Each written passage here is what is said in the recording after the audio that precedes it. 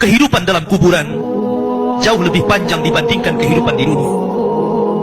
Nabi SAW bersabda, a'maru ummati baina sittina wa sab'in, bahwa usia umatku itu hanya berkisar 60 sampai 70 tahun saja. Sedikit yang lewat 70 tahun.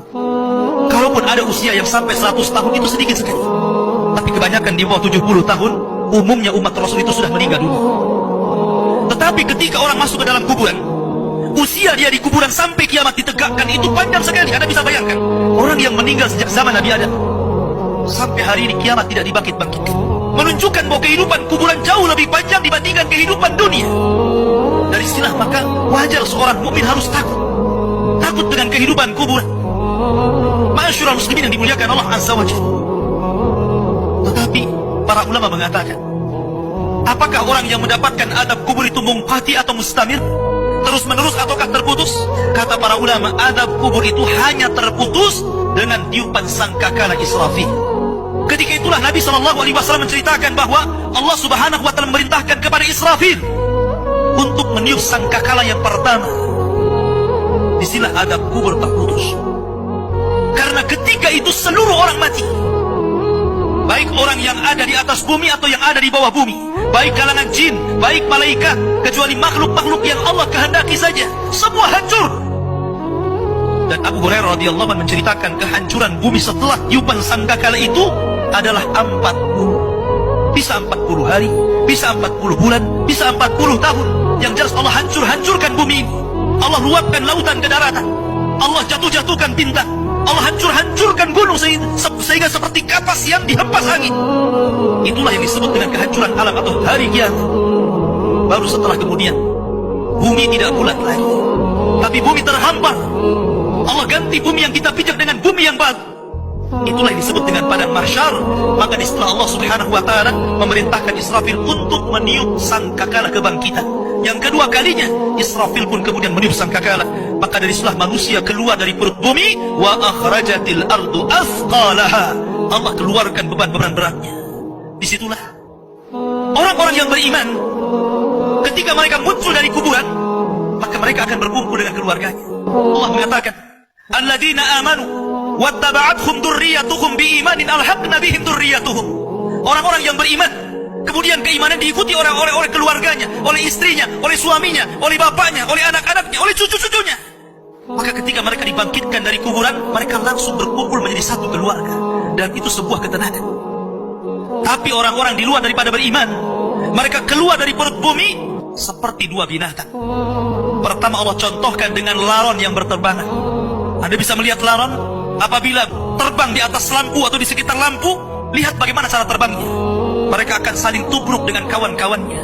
Karena pada hari itu anak lari dari orang tuanya, suami lari dari istrinya, orang tua lari dari anaknya. Terkadang mereka bertubruk satu dengan yang lainnya. Yang kedua seperti belalang kal jaradil muntashir. Pertama seperti laron dulu, lari sana lari sini, yang dari barat ke timur, yang dari timur ke barat, yang dari selatan ke utara, yang dari utara ke selatan. Mereka kacau sehingga mereka mengatakan, ya wailana man ba'athana min marqadina, celaka siapa yang membangunkan aku dari tidurku. Tapi orang-orang yang beriman hanya mengatakan, hadza ma wa'adar rahman wa sadaqal mursalin. Inilah janji Allah kepada kalian dan benarlah ucapan para rasul. Baru setelah itu dari padang mahsyar berteriak seorang yang Allah suruh untuk berteriak. Mulailah kemudian mereka teratur. Maka mereka akan berjalan ke satu titik. Disitulah yang disebut dengan padang mahsyar. Mereka akan tinggal selama 50 tahun telanjang, kembali tidak dikhitan, tidak pakai sandal, matahari dekatkan 1 mil, keringat bercucuran, tidak ada makan, tidak ada minum. Mereka berdiri 50 tahun. Sehingga akhirnya orang-orang saleh mereka berkumpul. Dari situlah akhirnya kemudian ketika Allah biarkan saja di padang mahsyar seperti itu, mulailah orang-orang berakal di antara mereka datang kepada Adam. Ya Adam, anta abul bashar, kau ini bapak manusia. Isfa' lana ila rabbi, mintalah syafaat kepada Rabbmu. Ala tara ila ma nahnu fi, tidakkah kau iba kepada kami, lihat kondisi kami. Tapi Adam mengatakan tidak bisa, karena aku sudah pernah melakukan maksiat sehingga Allah murka, dan kemurkaannya tidak pernah terjadi sebelum dan sesudahnya. Sebaiknya kau kenuh saja, datang kepada sama juga jawabannya. Katamu sebaiknya kau datang kepada Ibrahim, sama pula jawabannya. Tidak bisa juga. Kata Ibrahim, sebaiknya kau datang kepada Nabi Musa. Musa pun sama. Bahkan kata Musa, sebaiknya datang kepada Isa. Jadi antara Adam, Nuh, Ibrahim, Musa, Isa, semua mengatakan nafsi, nafsi, urus diri kalian, katanya. Kata Isa bin Maryam, sebaiknya kalian datang kepada Muhammad sallallahu alaihi wasallam. Maka mereka datang kepada Rasulullah. Baru Nabi SAW tidak menolak permintaannya dan mengatakan, Analaha, kan ku coba.